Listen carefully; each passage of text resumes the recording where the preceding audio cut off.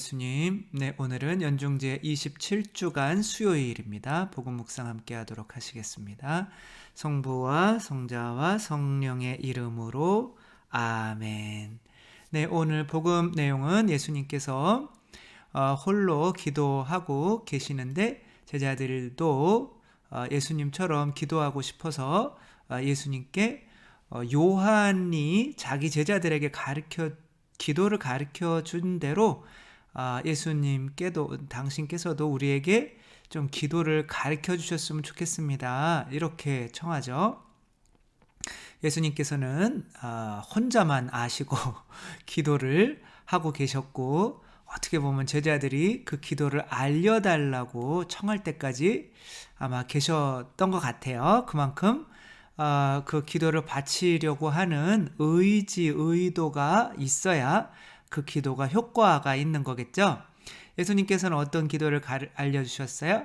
주님의 기도를 알려주신 거죠.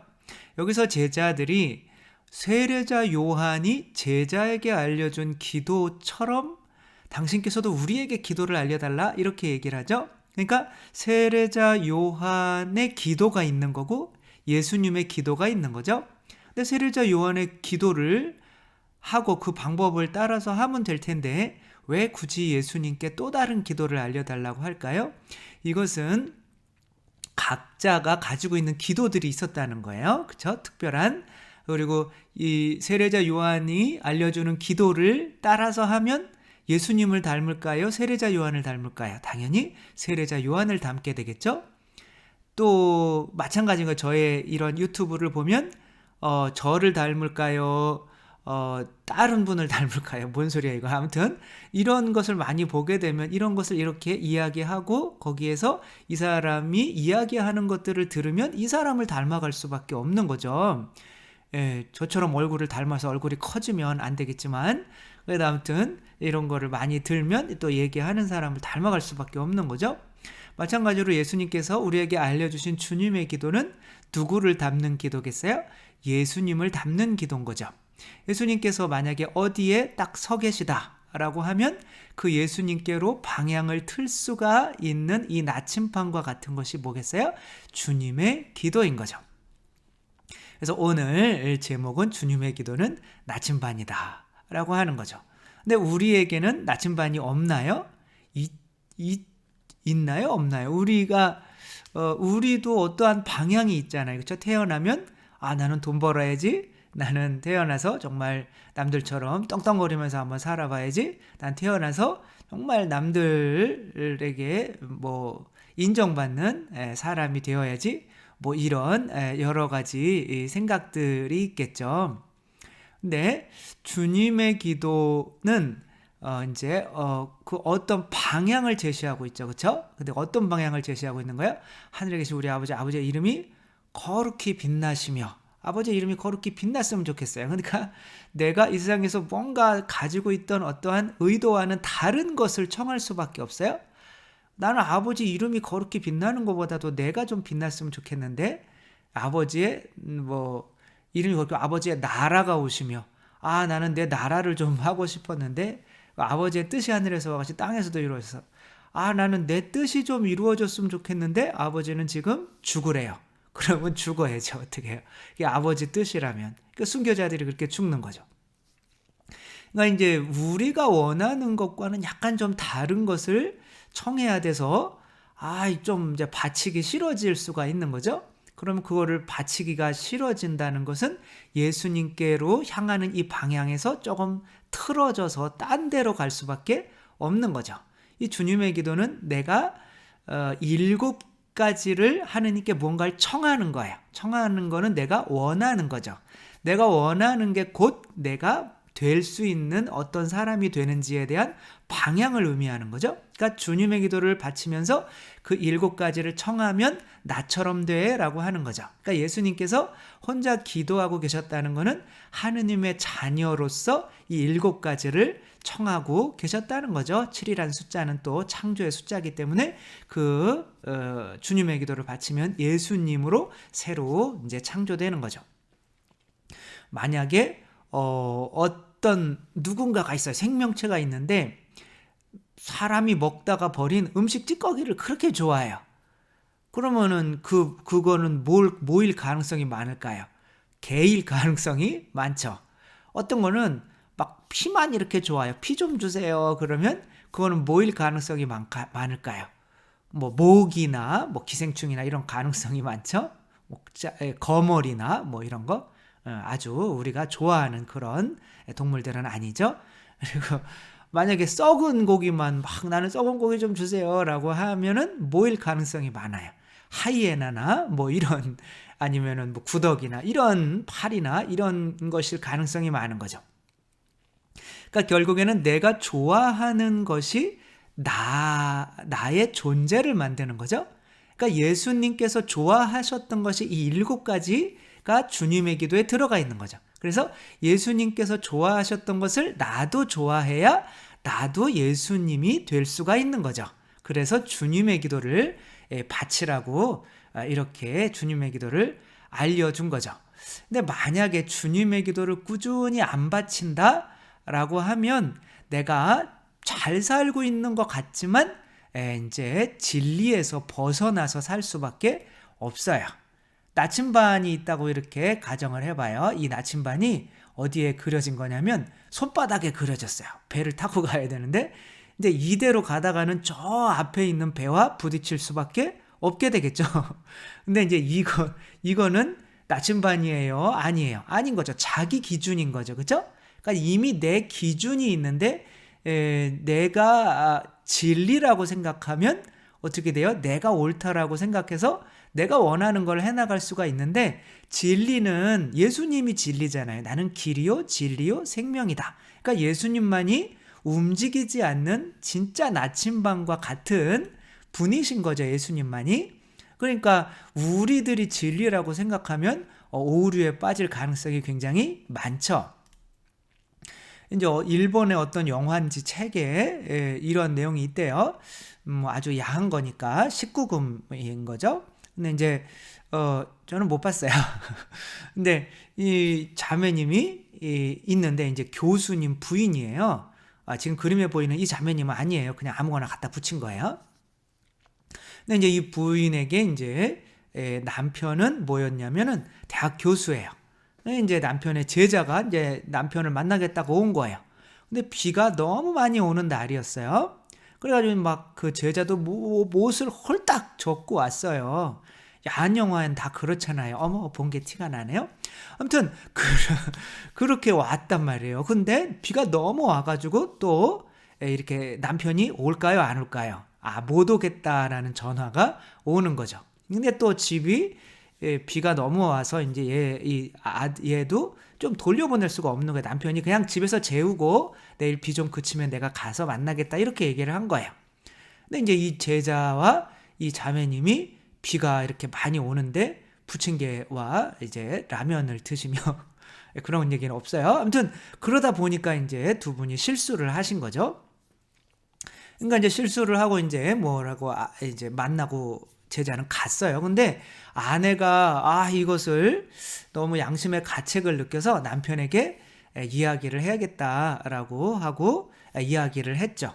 근데 이 남편은 처음에는 굉장히 힘들어하다가 그래 뭐 그럴 수 있지 내가 자기 다 용서할게 라고 이렇게 잘 끝났어요. 그리고 이제 며칠 뒤인데 아내가 막 짐을 싸고 있는 거예요. 짐 나가려고. 지금 이게 짐 싸가지고 나가는 장면인데 큰 가방을 있는 그림을 못 찾아가지고 그냥 아무튼 등짐 지고 나간다고 생각하면 되는 거죠. 친정집으로 가버리는 거죠.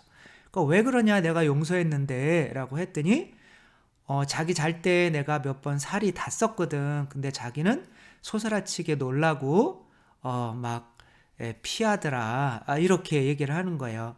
자기가 나를 용서하기 위해서 너무 힘들어하는 것 같아서 나는 자기를 좀 떠나줄게 이러면서 이렇게 집을 나가버리는 거죠. 이 남자는 용서한다고 하면서 나는 너랑 달라 이렇게 생각을 하는 거죠. 그렇게 완전히 용서가 안 된 거죠. 뭐 이런 비슷한 얘기는 너무나 많죠. 뭐 어떤 아들이 마약 중독에 걸린 거예요. 그래서 이 놈을 너무 미워하는 거 아빠는 철저한 군인이었거든요. 그래서 이제 심리학 그런 데 치료하는 데 가면 역할극이라는 걸 하게 되잖아요. 서로 바꿔보는 거죠. 처지가 어떤지. 그래서 이제 아들이 있고 이제 처음에는 아버지가 너 왜 그딴 마약을 하고 그래? 내가 너한테 잘못해준 게 뭐가 있어? 너 다른 사람들보다 충분히 잘 살고 그랬는데 뭐가 뭐 부족해서 그냥 이따위로 살았냐? 막 이렇게 하다가 자 이제 역할을 한번 바꿔보세요. 그랬더니 이 아버지가 난 역할 절대 못해요. 내가 왜? 내가 마약 중독자야? 내 아들처럼? 나는 이런 역할극 절대 못해. 난 지금 역할이 좋아. 라고 하는 거죠. 주님의 기도에서 저희에게 잘못한 일을 저희가 용서하오니 저희 죄를 뭐예요? 용서하시고 라고 하는 건 뭐예요? 너도 죄인이야. 똑같이 50보 100보야. 라고 하는 내용이 들어있는 거죠. 그러니까 주님의 기도를 많이 바치면 자비로워질까요? 자애로워질까요? 똑같은 말인 거죠. 그리고 저희를 유혹에 빠지지 않게 하시고 악에서 구하소서라는 건 뭐예요? 이미 악 속에 있다는 거잖아요. 인간은 이미 자기 기준을 가지고 있는 자아, 파라오라는 것에 빠져 있단 말이에요. 이 파라오에 빠져 있으면은 내가 그냥 이렇게 내가 나침반으로 해서 그러면 내가 옳은 거예요. 이런 영화도 있었잖아요. 사도. 아버지가 이 사도 분명히 이상한 사람이에요. 잘못됐단 말이에요. 근데 이렇게 잘못되게 만드는데 아버지의 영향이 없었을까요? 아버지가 지나치게 자기 정권이 힘이 없으니까 아들을 이용해서 정권을 유지시키려고 아들을 이용한 거잖아요. 아들을 사랑했어야 되는데. 그러니까 이용만 당하다 보니까 어떻게 돼요? 내가 얘를 어떻게 보면 물건처럼 여겼으니까 나도 물건처럼 될 수밖에 없는 거죠. 모기처럼 될 수밖에 없는 거죠.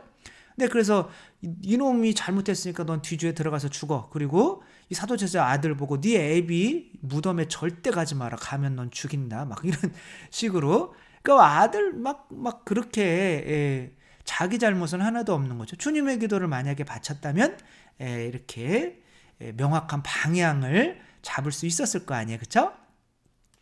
인간은 모두 태어날 때 파라오라고 하는 이 자아에 사로잡혀서 태어납니다. 이 파라오는 내가 원하는 뜻을 따라라 라고 하며 세속 육신 마귀에 대한 욕구를 자꾸 넣어주죠. 그 욕구를 따라서 살면 우리는 예수님이 되나요? 모기가 되나요? 당연히 모기가 되겠죠. 그렇죠? 세속, 돈 좋아하면 뭐 어떻게 돼요? 다른 사람의 돈을 내가 가져야 되니까 다른 사람들이 굶어 죽어가는 게 보여요? 안 보여요? 안 보여요. 그렇죠? 그리고 오히려 나에게 도움이 될 수 있으면 다른 사람이 피지만 돈이 다 피잖아요. 그걸 빨아먹고. 쾌락도 마찬가지인 거죠. 내가 아내를 사랑해도 내가 쾌락에 빠져 있으면 돈 주고 다른 술집 자매님과 또 술을 드실 수가 있는 거잖아요.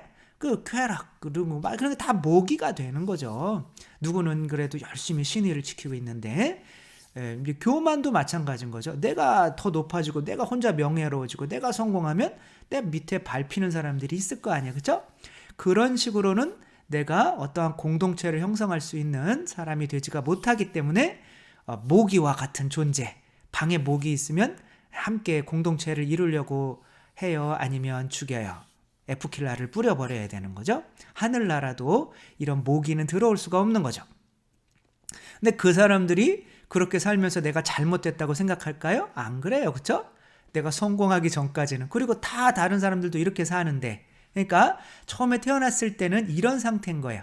내 손에 내가 나침반이 옳다고 생각하면 이게 옳은 거예요. 근데 주님의 기도는 뭐냐면 마치 이집트를 탈출시켜서 모세가 하느님으로부터 우리에게 준 이 십계명과 같은 거죠. 이 십계명이 다 어디에 들어가 있는 거예요? 주님의 기도 안에 다 들어있는 거란 말이에요. 십계명 뭐예요? 하느님 사랑, 이웃 사랑이죠. 그렇죠? 그리고 그 주님의 기도에 저 앞에 면은 뭐예요? 하느님 뜻이 이루어지고 하느님의 영광 받으시고 당신 이름이 빛나시고 아버지의 나라가 오시고 다 하느님 사랑 아니에요. 그렇죠? 그 다음에는 내가 이웃을 용서하고 그렇죠? 그리고 뭐 유혹에 빠지지 않는 것도 다 이웃을 위한 거잖아요. 내가 유혹에 빠지고 죄 짓게 되면 내 주위 사람들이 더 안 좋은 방향으로 나아갈 수가 있잖아요. 아무튼 하나님 사랑, 이웃 사랑이 주님의 기도에 다 들어있는 거란 말이에요. 똑같은 거죠. 이렇게 모세가 파라오로부터 이스라엘 백성을 탈출시켜서 십계명을 주는 거나 예수님께서 우리들을 자아로부터 탈출시켜서 주님의 기도를 주시는 거나 똑같은 거란 말이에요. 그러니까 주님의 기도는 우리의 뭔가예요? 나침반인 거죠. 그래서 주님의 기도를 꾸준히 바치지 않으면 방향이 어떻게 돼요? 나도 모르게 흐트러지고 그 흐트러지는 방향이 올바로 가고 있다고 착각을 하게 돼서 결국에는 되돌아올 수 없는 방향으로 가버릴 수도 있는 거죠. 가룟 유다가 주님의 기도를 충실히 바쳤다면 예수님을 배반하는 일은 절대로 있을 수가 없었을 거예요.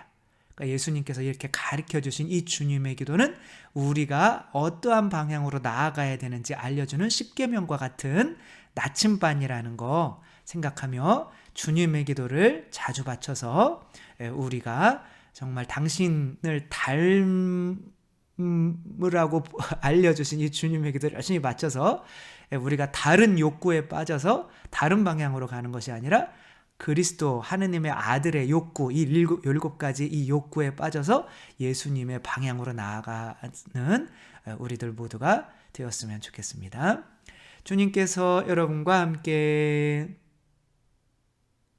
전능하신 천주 성부와 성자와 성령께서는 여기 모인 모든 이에게 축복을 내리시어 길이 머물게 하소서.